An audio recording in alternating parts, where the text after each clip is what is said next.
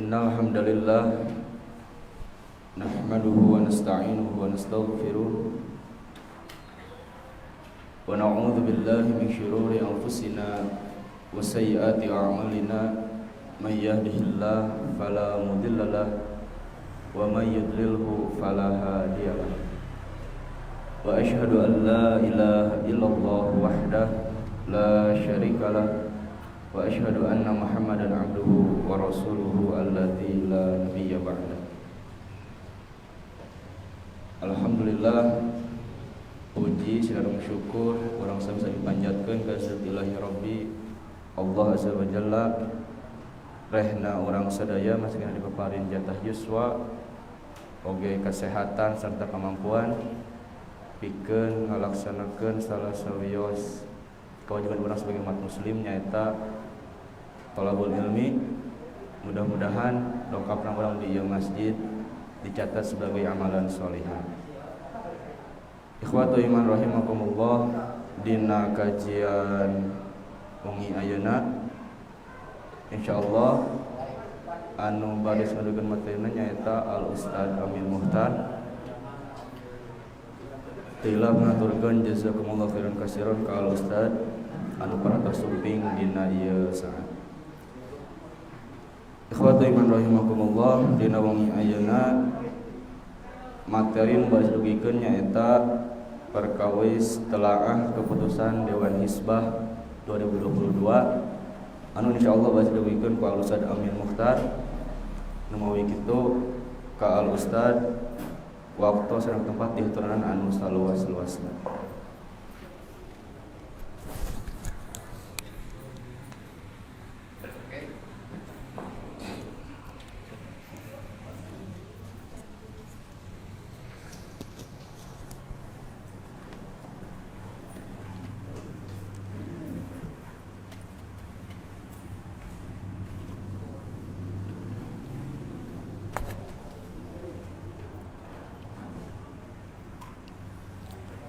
Innal hamdalillah nahmaduhu wa nasta'inuhu wa nastaghfiruh wa na'udzu billahi min syururi anfusina wa min sayyiati a'malina may yahdihillahu fala mudhillalah wa may yudlil fala hadiyalah wa asyhadu an la ilaha illallah wahdahu la syarikalah wa asyhadu anna Muhammadar Rasulullah alladzi la nabiyya ba'da amma ba'd. Faqala Allah ta'ala fil Qur'anil Karim a'udzu billahi minasy syaithanir rajim aynama takunu yudrikumul maut al ayah wa qala Rasulullah sallallahu alaihi wasallam istaghfiru li akhikum wasalul lahu at-tatsbit al-hadits. Hadirin ikhwati iman, bapak-bapak, ibu-ibu serta para mujahid ilmu generasi baru, terkhusus para sesepuh, ketua dan jajaran Tashkil, PC hingga PJ Persis dan otonom di Kecamatan Cangkuang. Tak lupa juga para sesepuh, ketua dan jajaran Tashkil, PJ Persis dan otonom serta DKM Al-Kafah Gading Tutuk K2.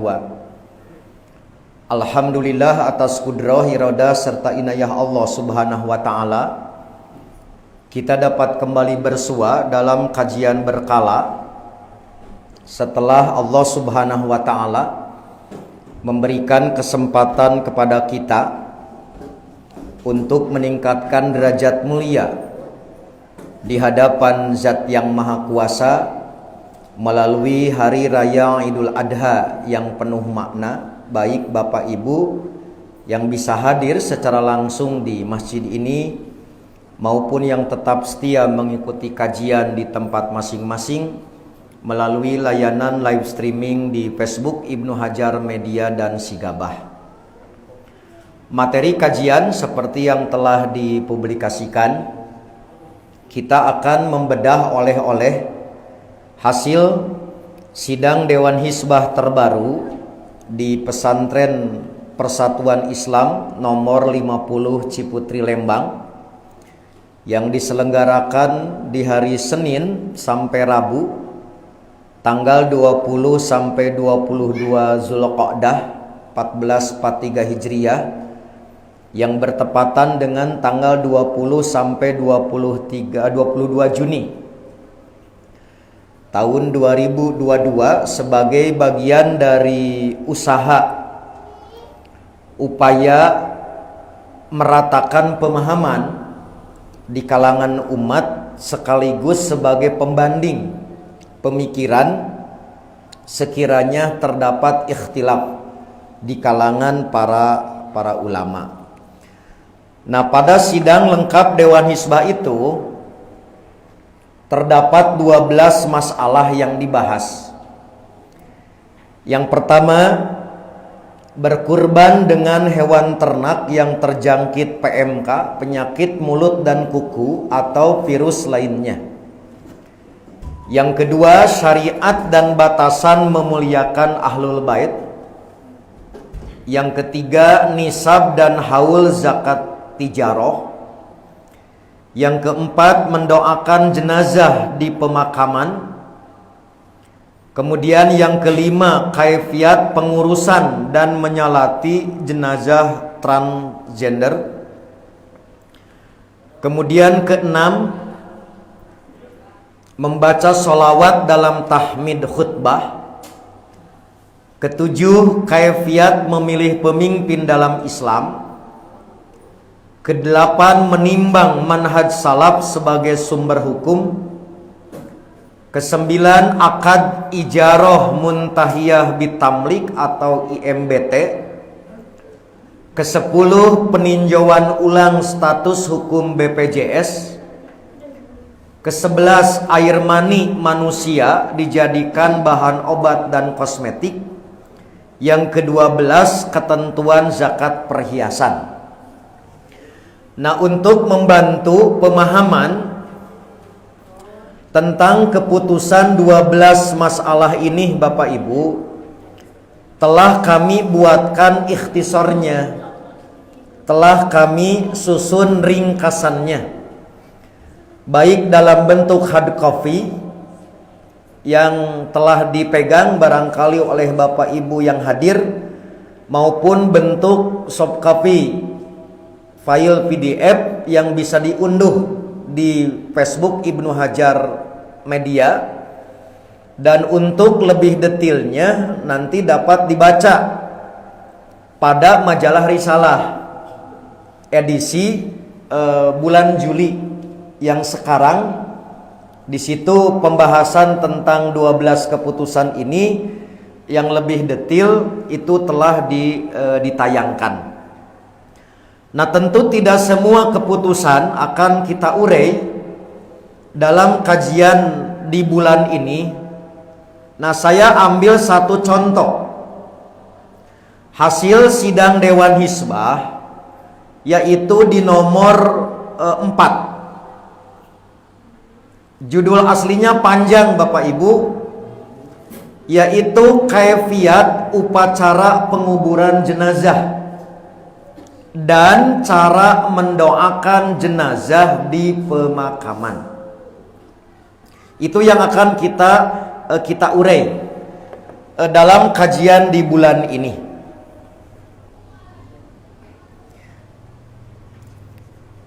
Nah, masalah ini diangkat Bapak Ibu dengan latar belakang pertimbangan sebagai berikut.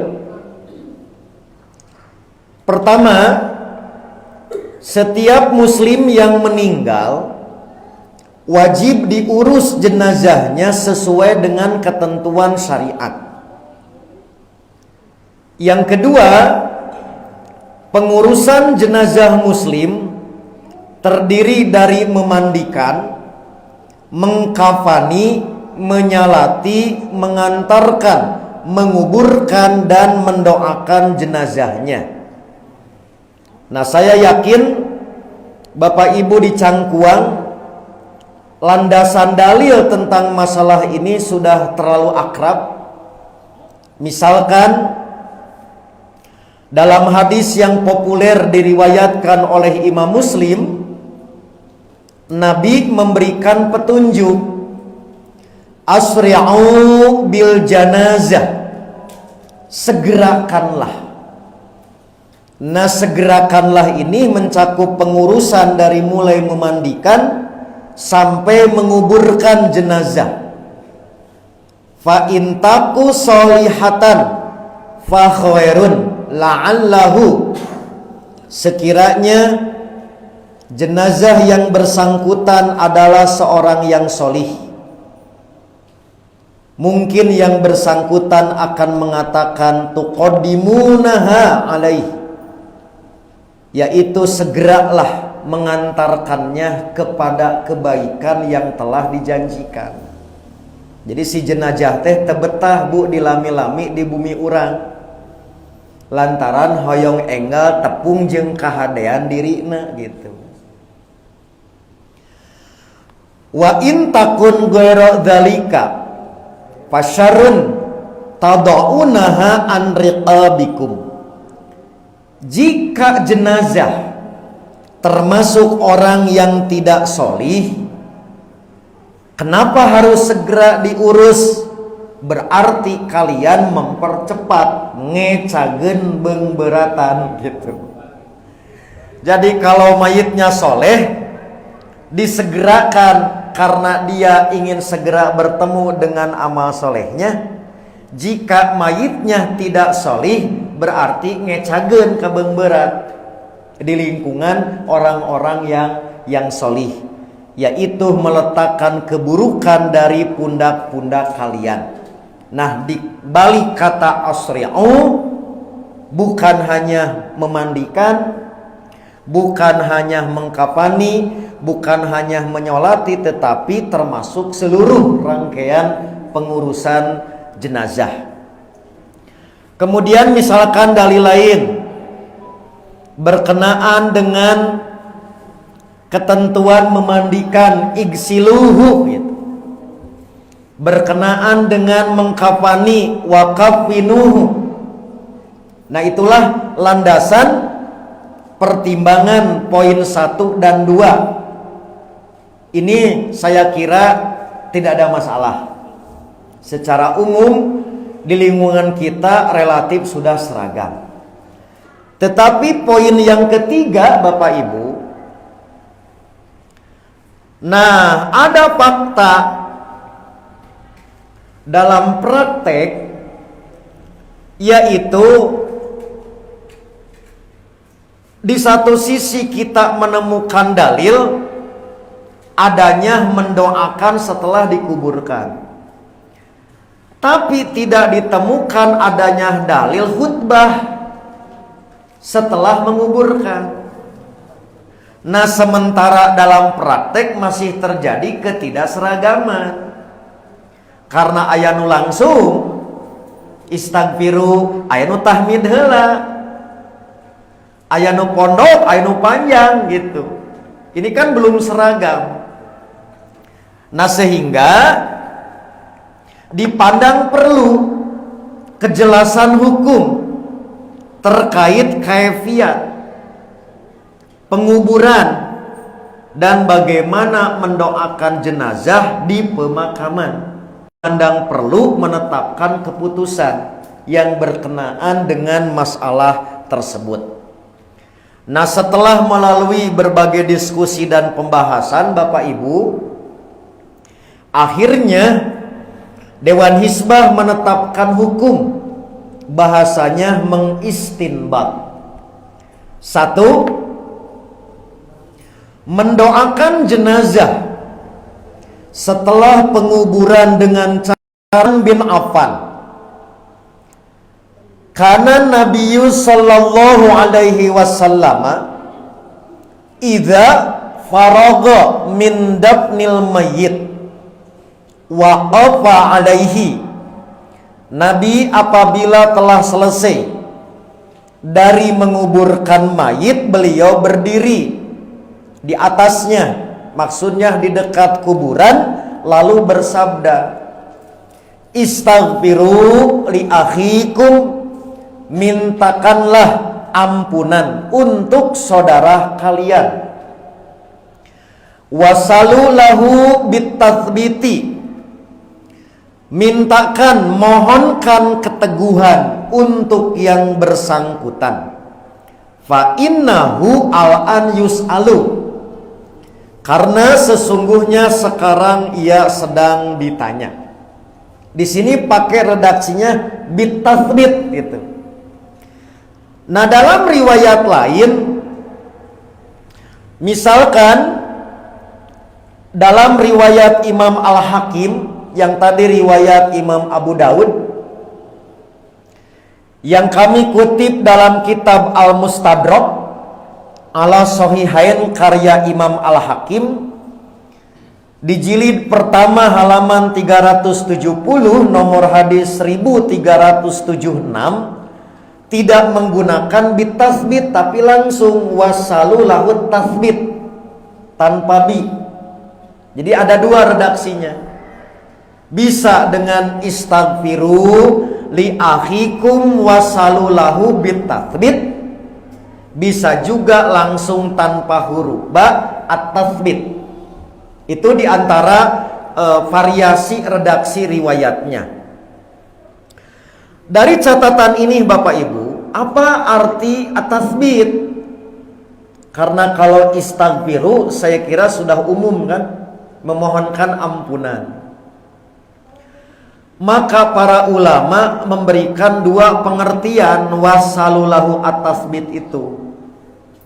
Makna yang zahir paling dekat, at-tasbit itu keteguhan lisan, menjawab pertanyaan malaikat gitu. Naon Bu, cek orang Gading Tutuka mah henteu balelo gitu. Dina soal jawab. Nah, maka diartikan at-tasbit keteguhan dalam menjawab pertanyaan. Nah, karena korinahnya, indikasi keterangan pendukungnya kalimat setelahnya, fa innahu al-an yus'alu, karena hari ini juga dia sedang ditanya gitu.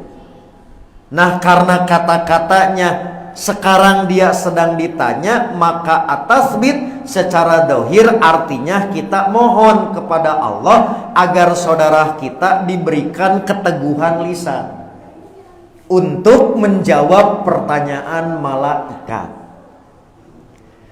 Kemudian ada juga ulama yang mengartikan at-tasbit di sini bisa juga ketetapan surganya.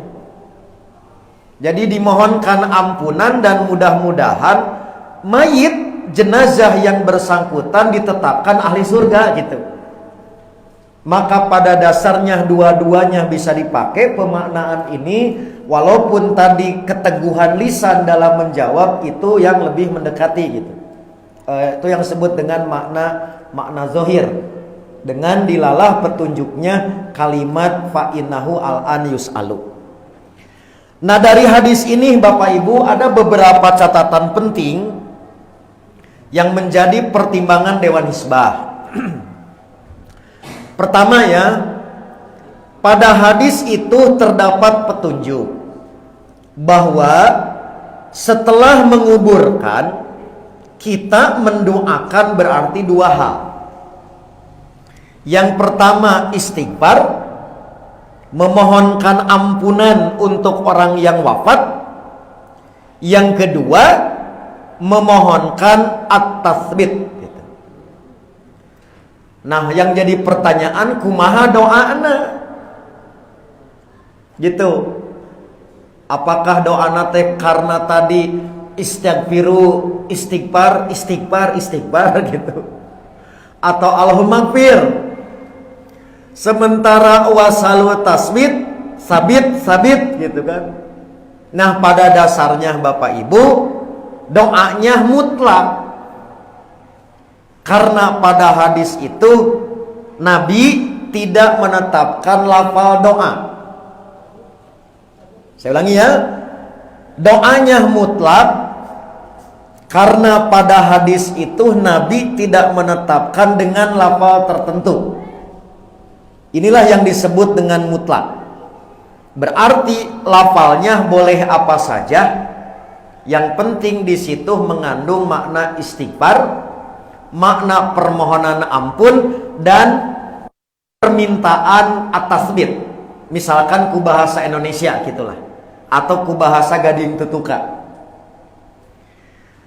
Tapi boleh juga misalkan Bu, ngadoana teh kieu, Allahumma gfir lahu gitu. Itulah istaghfiru. Boleh juga Allahumma tsabithu gitu. Itulah wasalu lahu at-tasbih. Jadi sekali lagi redaksi doanya bebas. Yang penting mengandung tadi permohonan ampun dan adanya permohonan ketetapan bagi yang bersangkutan. Itu faidah yang pertama yang didapat dari hadis ini. Kemudian yang kedua, dari hadis itu pula kita mendapatkan petunjuk Bapak Ibu bahwa Rasulullah hanya menganjurkan para sahabat untuk mendoakan jenazah dan bukan memimpin doa. Jadi para Rasul menganjurkan sahabat memohon yang hadir berdiri, silahkan berdoa masing-masing, bukan memimpin doa yang kemudian para sahabat mengaminkan gitu. Maka disimpulkan dari sini, para ulama menegaskan bahwa kaifiat berdoa sesuai dengan petunjuk dalil, doa itu dilakukan sendiri-sendiri tanpa berjamaah, maksudnya tanpa harus dipimpin. Berarti posisi nungurebkeun sanes mimpin pada dasarnya mandu ngamalkeun sunnah gitu. Dengan ungkapan para wargi, para saderek mangga ngaradeg gitu. Tah ngadeg teh sanes bade dihutbahan, sanes tadi bade mimpin doa, tapi mengingatkan sesuai dengan sunnah Rasul setelah menguburkan ada syariat yang demikian. Maka bisi ieu mah hiji saat nya kesepuhan DKM Al-Kapah Ketua PJ Araya, hiji saat mah keur teu araya teu apal pisan hadis istaghfiru teu nanaon teu nganggo eta oge kitu. Bisi engke teh tiap nguburkeun kedah nyarios wae istaghfiru li ahiku pek teh teu apal. Nya tadi keur komplit cek simureng oge para inohong araya. Hiji saat moal mungkin nungguan inohong sarumping maot kudu geura dikubur. Teu aya nu arapaleun hadis eta kajen teu jadi piraku. Maka tekedah disebatkeun istaghfiru, tekedah para wargi pokona cek Nabi urang dimentakeun hampura tos we kitu. Mangga ngadaroa gitu. Dalilna mangkewe ku ustad gitu we gitu kan. Takkan teu mungkin ngantosan. Jadi ngucapkeun istaghfiru teh sanes syarat kedah dibacakeun. Tapi maksudna ngemutan aya syariat kitu. Milih sekali deui. Lantaran tadi dipandang jadi syarat kedah nguningakeun istaghfiru, engke pasuntrum-suntrum. Cek jenazah teh bade moal gitu. Bilih jadi ngahalangan. Padahal sanes kedah macakeun dalil eta, tapi intina ngemutan. Ka para miyarsa, ka para wargi nu haladir kanggo ngamalkeun syariat ini. Jadi tidak ada syariat harus doa berjamaah dalam arti dipimpin oleh seseorang, diaminkan gitu. Itu petunjuk dua. Nah, petunjuk yang ketiga Bapak Ibu,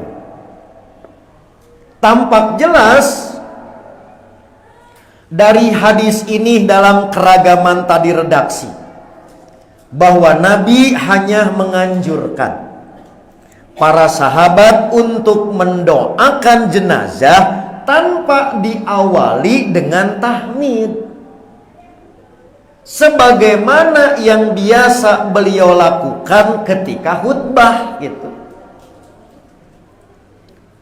Berarti ini bukan khutbah. Da upami khutbah mah cirina Nabi nganggo tahmid. Sementara dalam hadis ini Nabi langsung istaghfiru li ahikum. Berarti apa yang Nabi lakukan itu bukan khutbah. Berarti termasuk rangkaian doa setelah menguburkan. Nah, sampai hari ini atau sidang dilaksanakan, tidak ada satupun baik pemakalah maupun anggota Dewan Hizbah yang pernah menemukan, padahal ngurebkeun teh kan sering Nabi teh gitu. Jadi sesering Nabi nguburkeun belum pernah ditemukan Nabi ada tahmid. Dan inilah yang menunjukkan bahwa tidak ada khutbah ketika selesai penguburan jenazah. Nah, beda dengan kebiasaan Nabi nu disebut khutbah mah pasti aya tahmidna gitu. Ya contohna khutbah mah. Jadi ada sekitar 10 contoh dalam berbagai hal, baik di mimbar, baik sebelum diskusi ilmiah gitu. Sebelum menyampaikan mauidhah yang disebut khutbah mah ada ciri yang sama, yaitu diawali dengan tahmid. Nah, misalkan dalam satu event Nabi menerangkan satu perkara yang penting, maka sebelum Nabi menyampaikan perkara yang penting itu Nabi bertahmid. Ini seperti yang terjadi dengan Aisyah. Di dalam hadis riwayat Imam Al-Bukhari, maka Aisyah mengatakan, tatkala disebutkan sedemikian rupa tentang peristiwa yang menimpa aku. Jadi ada perkara besar yang saya alami, gitulah mun bahasa orang gatuk mah. Sementara saya tidak tahu menau kejadian eta teh naon sabenerna gitu. Maka Rasulullah berdiri berkhutbah tentang diriku. Nah, inilah ciri khutbah, yaitu beliau mulai mengucapkan syahadat, asna, yusni, hamidallah, bertahmid seperti yang biasa beliau gunakan saat memulai khutbah. Amma ba'd gitu. Amma ba'du, hadirin semuanya, kita mun orang asyiru alayya fi unasin abnu ahli. Berilah kepadaku saran-saran tentang orang-orang yang telah menuduh keburukan pada keluargaku. Jadi naon Pak? Dibuli mun urang lah gitu. Jadi keluarga Nabi dibuli dengan satu tuduhan peristiwa, harus bagaimana Nabi menyikapina. Antep we anu nyebarkeun tadi isu liar mah, tapi Nabi menyampaikan kepada masyarakat, ari kuring kudu kumaha ka jelema nu kitu Pak. Nah kudu dicacag gitu Pak. Tong disesakeun. Sirahna tong disesakeun. Nah kirang langkung siga kitu. Nabi menyampaikan perkara besar, sebelum menyampaikan itu Nabi tahmid. Sekiranya gitu Pak, nguburkeun itu disyariatkan untuk diadakan khutbah, piraku Nabi kaliwat gitu, maka tidak khutbahnya Nabi pun ketika itu bagian dari khutbah, maka Nabi mengawalinya dengan tahmid. Nah inilah dalil yang ditemukan oleh Dewan Hizbah ketika menetapkan doa mah aya dalilna, tapi berkhutbah setelah menguburkan dalam pandangan Dewan Hizbah tidak ditemukan ada dalil. Oleh karena itulah dapat kita maklumi Bapak Ibu, sekiranya Dewan Hizbah mengambil kesimpulan gitu. Ini saya ulangi kembali untuk mengingatkan. Satu, mendoakan jenazah setelah penguburan dengan cara berdiri di samping kuburan itu disyariatkan. Masyru' karena dalilnya ada. Sementara berkhutbah setelah penguburan jenazah tidak disyariatkan, maka tak perlu bertahmid dulu, langsung weh gitu. Saatos beres naon Bapak Ibu anggap tutunggul ditancepkeun atanapi ku tatangkalan beres mangga langsung weh tekedah itu dimohonkan doa ampunan dan ketetapan bagi jenazah. Kurang lebih Bapak Ibu demikianlah landasan dalil dan argumen bagi Dewan Hizbah dalam menetapkan keputusan tentang kaifiat upacara penguburan jenazah dan cara mendoakan jenazah di pemakaman berdasarkan petunjuk yang didapat dalam hadis-hadis nabawi dan juga praktek dari para sahabat.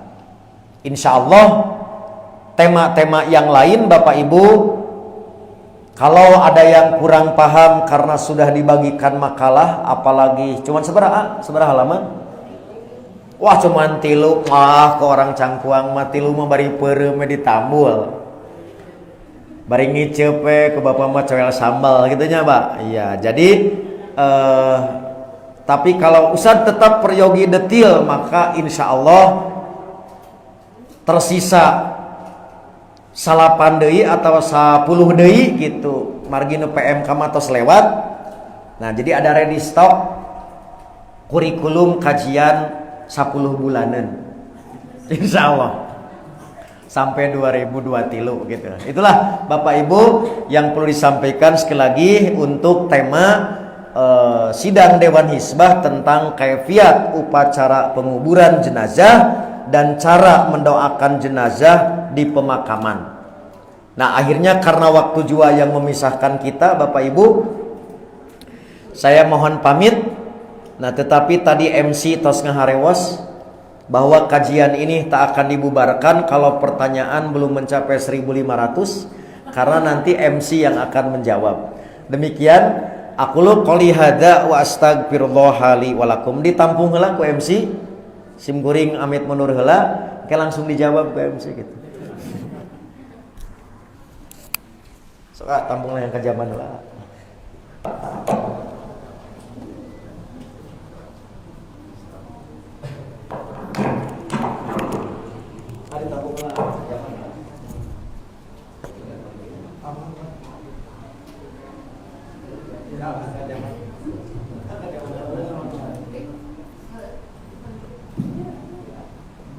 Mengapa Uting Sedaya badai menjadikan pertaruhan soalnya di kampung provinsi jadi jawab aku alasan saya jawabin maka ayah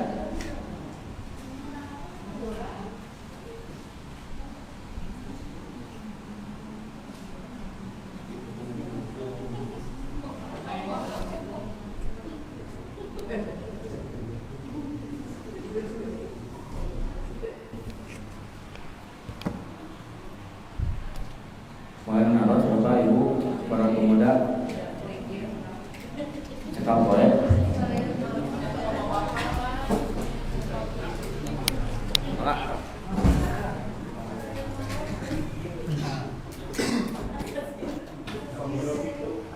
izin bertanya Pak, nanti mungkin bisa disampaikan mengenai apakah boleh setelah beres penguburan pihak perwakilan keluarga jenazah meminta untuk diampunkan dosanya gitu terhadap jenazah itu, apakah boleh gitu?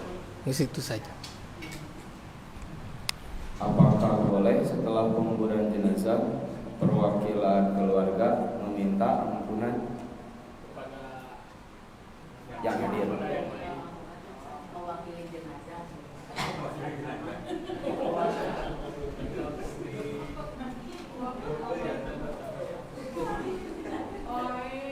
Perwakilan keluarga misalnya.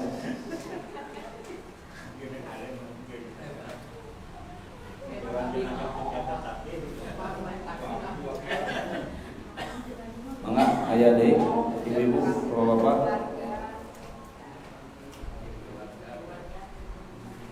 Saya 1000. Nembe 100. 100 kemana we lah, 100 PMC we.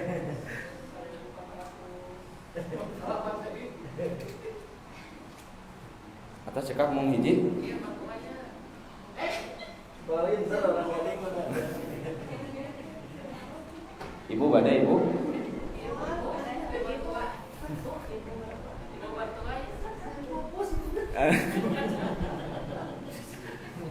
Bapak badai?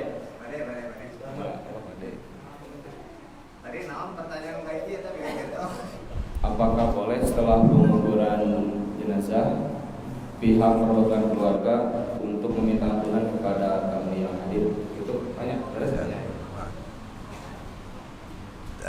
Tiap di mah tumaros hiji upami ngadoakeun satos lami eta jenazah teh dikuburna atos aya samingon 2 mingonna atau atanapi tos lami ti 2 mingon gitu tah. Nah tata carana sami sapertos anu namanya diuningakeun itu jantan berdiri saja di sampingnya gitu. Atanapi kan kebanyakan duduk bersimpuh lah di kuburan teh atanapi kumaha tah eta. Hiji eta kadua di luar bahasan tumaros ngeunaan kumaha upami aya jalmi anu misalna kapiuhan atanapi dibius lah ti subuh sadar-sadar isa lah gitu tah. Salat anu kakantuna kumaha anu paling akhir wae atanapi sadayana kedah atanapi kumaha lah kanggo ngagentos eta salat anu kakantuna. Hatur nuhun. Diulangi banyak jilid 8. Jika mendoakan setelah lama dari penguburan jenazah, apakah tata caranya sama atau seperti duduk di kuburan? Ya. Kemudian yang ketiga, bagaimana jika ada orang yang dibius, kemudian orang itu sadar-sadar setelah salat isya, misalkan dibius subuh, sadarnya isya, apakah salat yang tertinggal itu harus dilakukan yang terakhir atau bagaimana? Itu banyak. Mung 300 masih ada kan? Ya, saya jawab atuh. Ada, mangga. Ada jawab. Sakwa dibacakannya kala.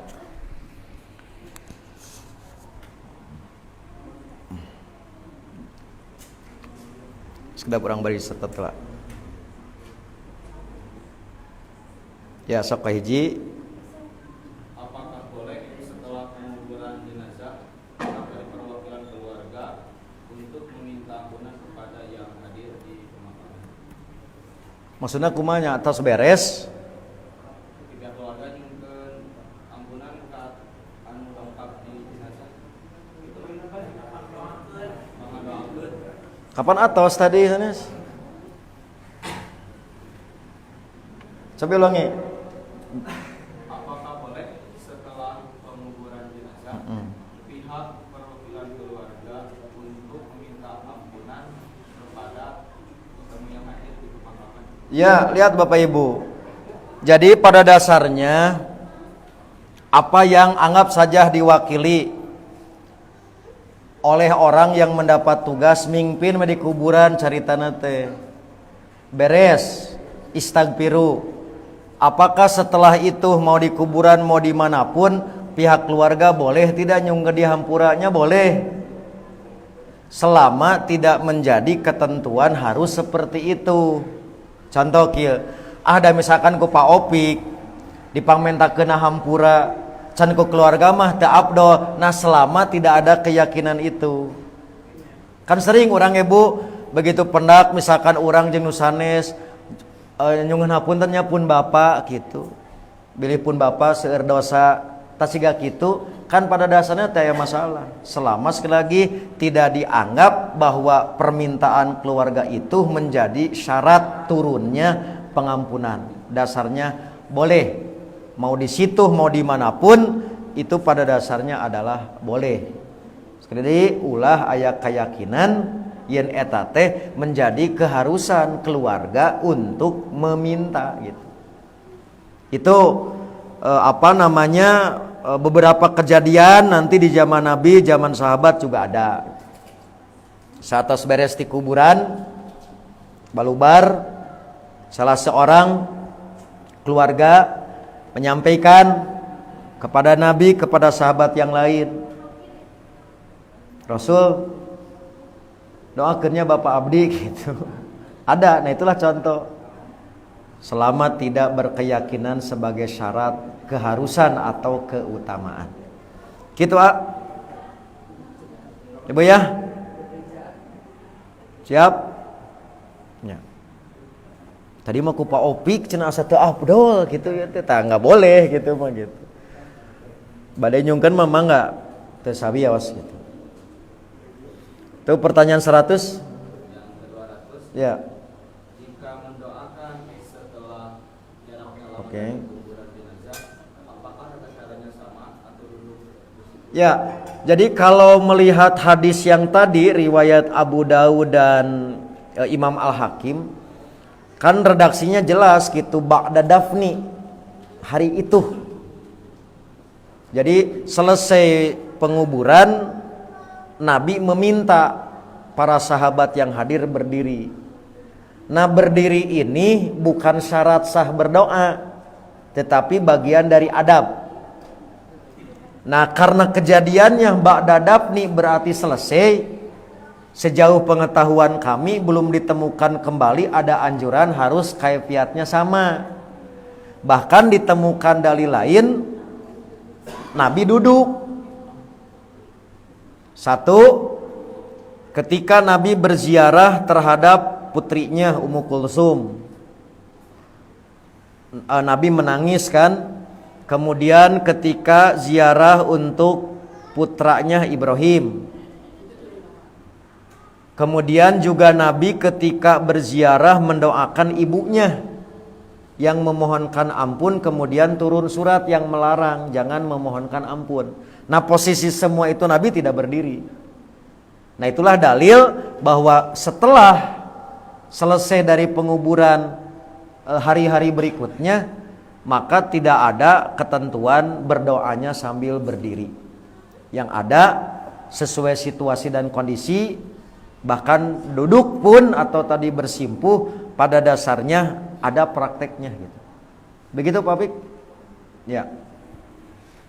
Terakhir, bagaimana jika ada orang yang dibius misalkan dari subuh sampai sadar-sadar? ya. Apakah sholatnya? Lihat Bapak Ibu, ibadah sholat itu terikat mikot zamani, seperti yang difirmankan Allah dalam surat An-Nisa ayat 103. Inna sholata kanat alal mu'minina kitabam mauquta. Saya ulangi ya. Jadi sholat ibadah yang terikat dengan mikot zamani. Nah, mikot zamani itu sehari semalam 5 waktu. Ketika seseorang lupa, seseorang tadi tidak sadar, seseorang pingsan, selama masih dalam lingkup mikot zamaninya, maka tetap melaksanakan semua sholat, tidak kadaluarsa. Itulah yang Nabi maksud. Ida rokoda ahadukum aonasia. Jika seseorang itu ketiduran atau lupa, fal yusolli ida dzakaroha, maka sholatlah saat dia ingat. Karena tadi kejadiannya adalah pingsan ingat isya, berarti mikot zamaninya masih ada. Disambung we. Namanya bukan jama tapi faid. Namina sholat faid, faid itu luput, terlewat. Berarti satu sholat subuh beres komat lohor opat, komat lohor asar, komat maghrib, komat waregan. Nah itulah 17 rakaat sehari semalam. Beda kasusnya kalau ternyata ingatnya besok. Contoh lohor atau subuh berikutnya, maka berlaku dalil rupiah kolam. Maka yang bersangkutan guer mukallaf, tidak terkena kewajiban sholat karena dia satu di antara 3 keadaan, yaitu tidak termasuk hamba yang dapat syariat. Satu, anina imi hata naon ya talima ada. Nah dari hata yastaiqido, orang yang tidur selama dia tidur tidak kena taklif sampai dia bangun. Orang gila hatta yakila sampai dia sadar. Anisobiyi, anak kecil yang belum dewasa hatta yahtalima sampai dia dewasa. Maka begitu kamari mah bapak ibu budak can balik can sholat, begitu geus gede itu dirapel 10 tahun dirapel hente nu harita we dewasa. Nah itu kalau berarti mikot zamaninya sudah lewat, guer mukallaf, tidak terkena kewajiban. Selesai. Berarti nu ngawitan sadarna lohor tidinya we gitu. Gitu Pak. Jadi tergantung tadi durasi dan interval waktu kejadian. Kapan dia tidak ingat dan kapan dia ingat. Itulah ketentuan mikot zamani dalam ibadah sholat. Gitu Pak. Ya. Ibu selesai kan? Aku mau moderator ya, reka ibu heula reka bapak heula terserah moderator. Dan moderator ngajawab nage.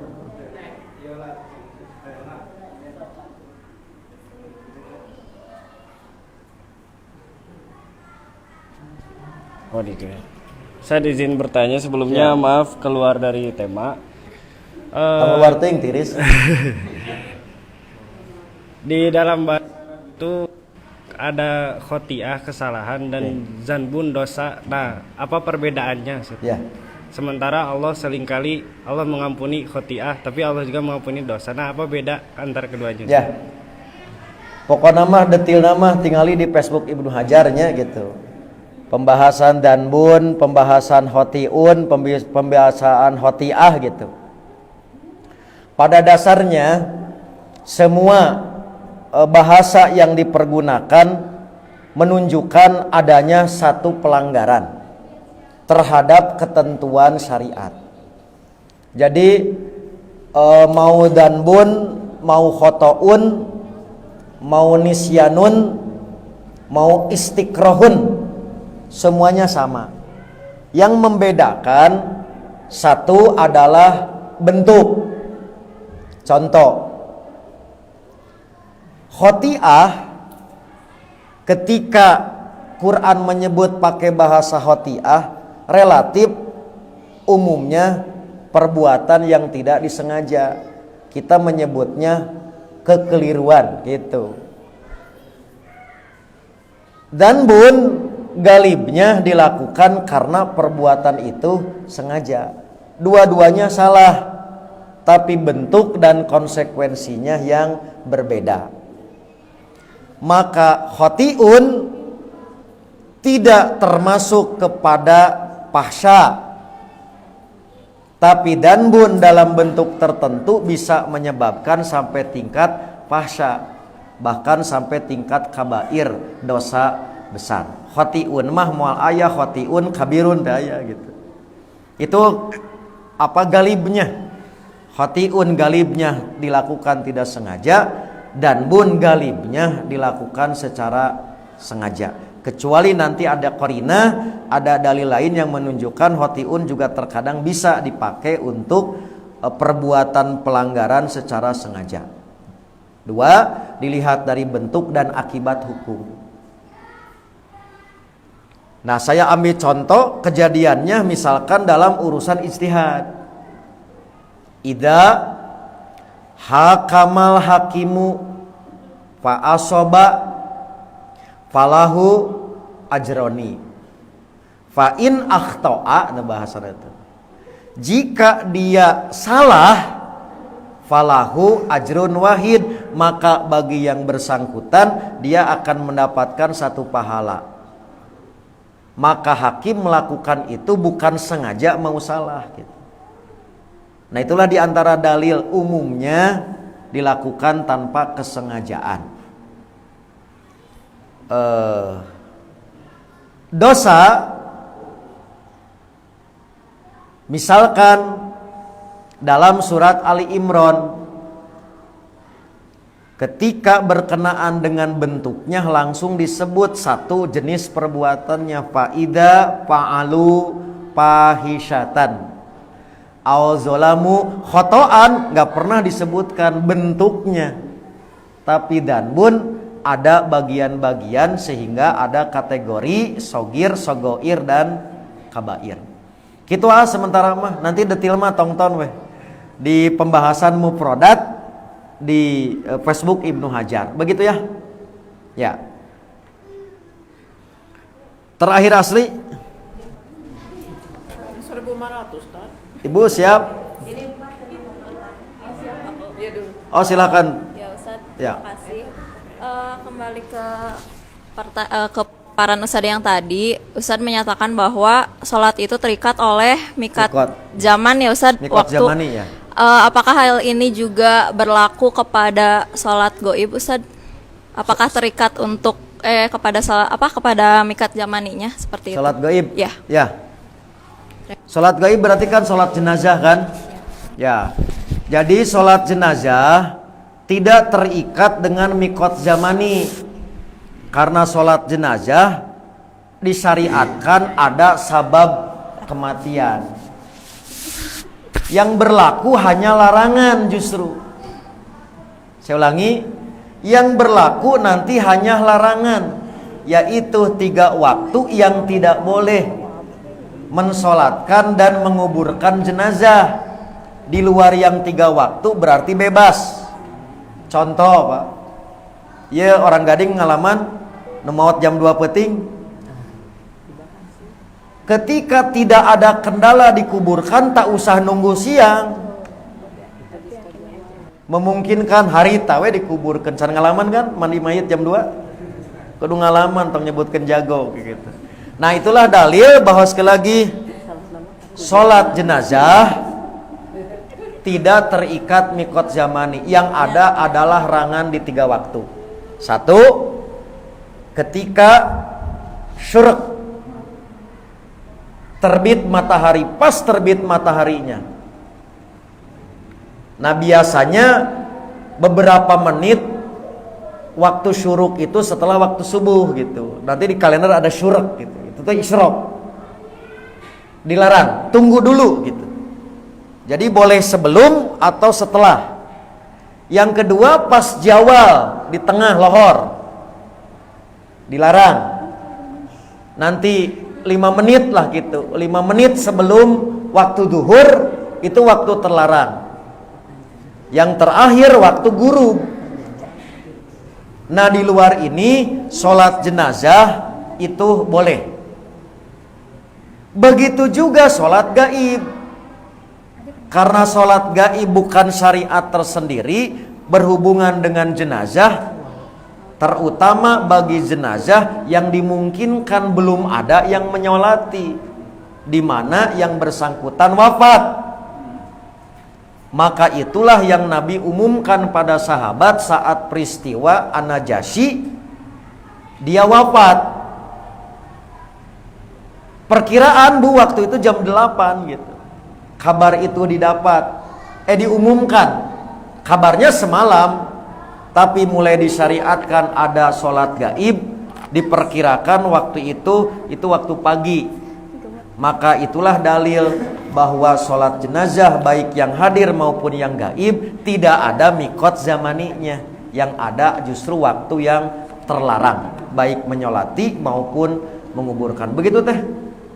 Ya. Terakhir asli. Di belakang dulu, itu belakang dulu.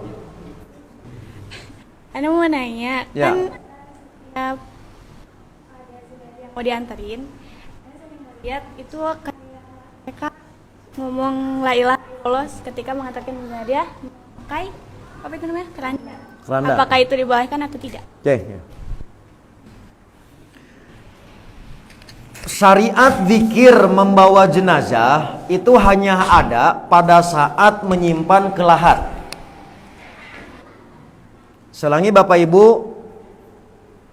adanya syariat zikir ketika membawa jenazah hanya ada pada saat disimpan ke lahat, yaitu bismillah wa ala millati rasulillah. Awas terbalik dengan bismillah wallahu akbar gitu.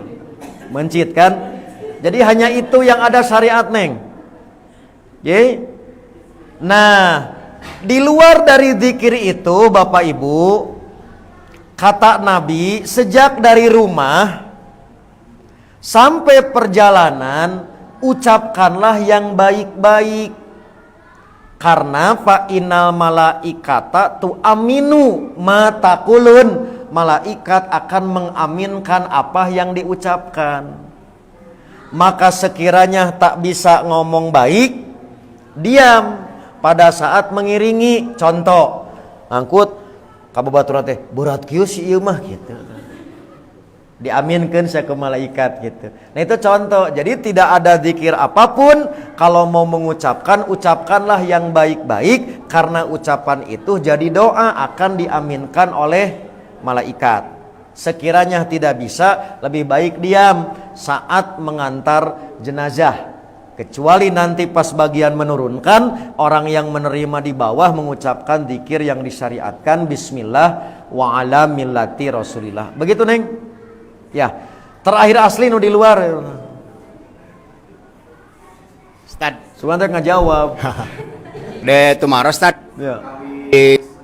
menyegarakan orang yang sudah meninggal dikuburkan dengan sistem, istilahnya di medis itu kan setelah meninggal kan ada beberapa saat, mungkin memerlukan waktu ada beberapa jam, ada istilah mati suri. Ya, betul. Banyak kasus sudah meninggal tiba-tiba hidup lagi gitu. Ya. Eta gimana dengan hubungan itu dalam Ya, Islam? betul. Kemudian yang kedua, ada ketika memandikan kan biasanya suka dibaringkan si Ya. mayat itu. Ada nggak dalil lain yang menyatakan misalnya didudukan atau gimana, selain itu ada nggak? Ya, oke. Ya, terima kasih Ustaz. Ya. Jadi lihat Bapak Ibu, jadi pengertian asri'u, bersegera, berarti tidak ada kendala apapun baik teknis maupun pertimbangan medis. Contoh, urang teh yakin ieu teh maut, tapi bisi salah. Da maklum geeran. Ku urang teh canda heula we penasaran ka dokter, boleh dalam rangka memastikan. Paling 5 kilo ke rumah sakit oge gitu. Nah, jadi sekali lagi, selama tidak ada aspek teknis, contoh teknis ngantosan nu ngagali atau ngantosan pas seperangkat alat kematian nuju teu aya, kudu balanya heula. Nya mirarian minyak cap duyung teh kan lami eta teh gitu. Misalkan, berarti kan teknis. Yang kedua pertimbangan medis, selama tidak ada, itulah ukuran harus segera. Contoh Bu, anaknya sedang di luar kota, ini sudah lebih dari sekian jam nungguan heula. Nah itu contoh tidak boleh. Itu melama-lama, karena sudah tidak ada alasan lain selain urusan teknis dan urusan medis. Maka di video call weh mayitna sena langsung gitu. Sok di PC weh video call. Contoh datos modern aya nama. Nah itulah di luar dari urusan teknis, urusan medis, maka harus segera untuk diurus. Gitu Kang maksudna Kang? Ya. Kemudian tadi yang kedua, Nah, nu kedua teh. Oh iya, lihat. Dalilnya itu bukan posisi mayit. Tapi ahsinu bimautikum, berbuat baik terhadap mayit karena mayit merasakan. Jadi masalah mendudukan ngagolerkeun mah teknis.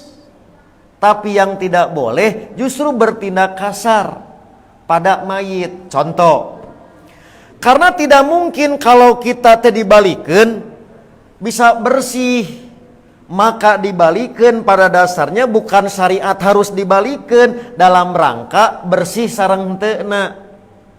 Begitu juga sekiranya misalkan mayitna didudukeun dalam rangka apa? Supaya kita benar dalam syariat memandikan. Kalau tidak ada keperluan itu, maka tidak boleh sengaja mendudukan karena bisa nyeri.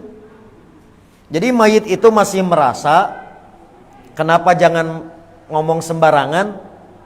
Yang kedua masih mendengar, tapi dia tidak berdaya, kata Nabi. Mata lamun tadi mayit sok dipencetan perutna, dalam bisa ngepret mengepret eta teh. Hanya sudah tidak berdaya. Nah, dalam kerangka itu sekali lagi membulak-balik dalam rangka apa? Mengurus jenazahnya supaya bersih. Selama bisa dengan biasa selesai, entong dipaksakeun. Balikeun, tanggubankeun gitu kan? Nya hanya dalam rangka ahsinu mautakum, berlaku berbuat baik terhadap mayit, maka yang demikian terpaksa dilakukan dalam kerangka supaya rata di dalam memandikan. Ngahaja ngadieukeun bade naon, padahal ku ngagoler oge bisa beres memandikan, contoh gitu. Berarti membangunkan tidak perlu dikhawatirkan, justru memaksa mayit sakit kan dari posisi yang sudah heuras gitu. Gitu Kak pertimbangannya. Ahsinu mautakum, berlaku lemah lembut, berlaku baiklah pada mayit dan ratakan ketika memandikan. Gitu ya Bapak Ibu, karena waktu juga yang memisahkan kita. Nah, sekiranya nanti ada hal-hal yang perlu disampaikan, silahkan nanti dititipkan ke DKM atau Ketua PJ. Pak Dedi, kita masih ada waktu ya, bulan depan 16 masih ya. Tos aya deui ka dieu. Ayah lah, insya Allah lah. Tapi pada dasarnya kami mohon doa Bapak Ibu, bulan Agustus mendapat amanah untuk umroh ya. Nah kebetulan saya sedang baluang gitu. Harus siapa yang bisa saya andalkan bantuan nanti saat pelaksanaan qadarullah, maka wargi ibu, wargi bapak, senior saya di Gading Tutuka, qadarullah juga mendapatkan amanah untuk berangkat umroh. Nah mudah-mudahan kami diberi kelancaran, diberikan kemudahan. Yang paling pokok tentu mendapatkan anugerah sebagai jamaah umroh yang makbulah dan mabruroh, bisa kembali ke tanah air dan bisa kembali kajian. Kecuali nanti ada satu dan yang lain hal, maka kajian tetap jalan, boleh jadi di Badalan. Demikian Bapak Ibu yang dapat disampaikan. Mudah-mudahan menjadi tambahan ilmu yang bermanfaat. Mohon maaf atas segala kekurangan. Aqulu qouli hadza wa astaghfirullah li wa lakum. Wassalamualaikum warahmatullahi wabarakatuh.